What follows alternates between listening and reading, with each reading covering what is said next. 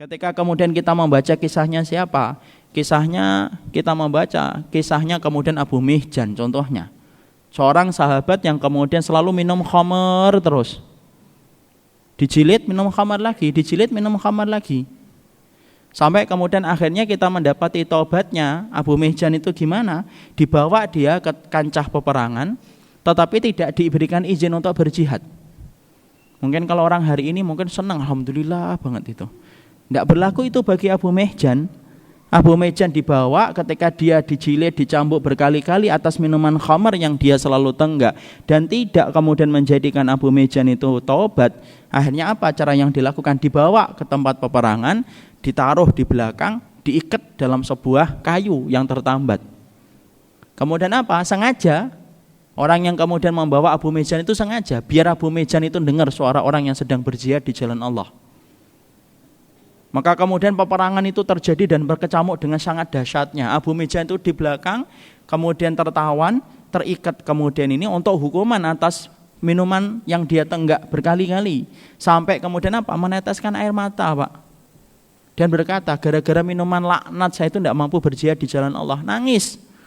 Kenapa? Justru ketika dia tidak mampu untuk berjihad di jalan Allah itu, baru kemudian dia mengatakan, wallahi demi Allah setelah ini saya tidak akan pernah menenggak minuman khamar. Gara-gara minuman khamar ini saya tidak bisa berjihad di jalan Allah. Masya Allah. Sampai kemudian ada salah satu istri komandan yang melihatnya menangis kayak anak kecil yang tidak mendapatkan mainan. Tidak tega, perempuan tidak tega melihat orang nangis.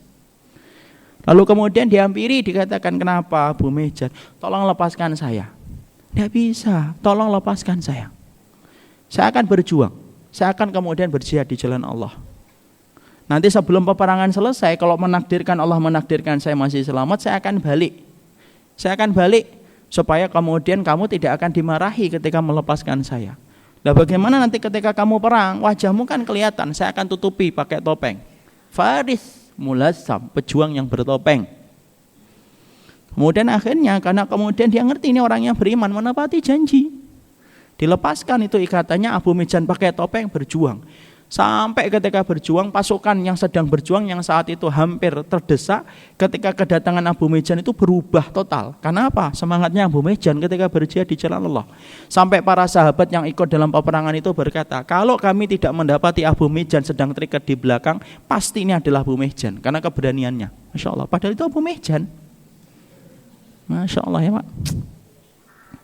Lalu kemudian apa yang terjadi? Kemudian setelah pasukannya betul-betul menggelorakan dia semangat dan akhirnya terdesak mundur pasukan itu sampai akhirnya diberikan kemenangan oleh Allah.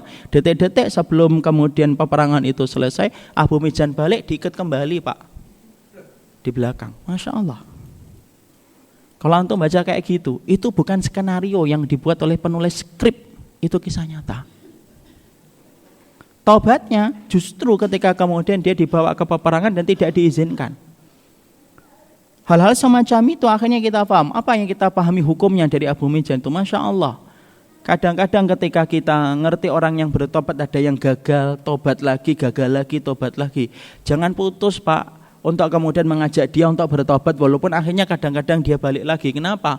Ada satu waktu kadang-kadang manusia itu baru dia betul-betul meninggalkan dosa. Kita ngerti hukumnya akhirnya ketika kita membaca kisahnya Abu Mihjan.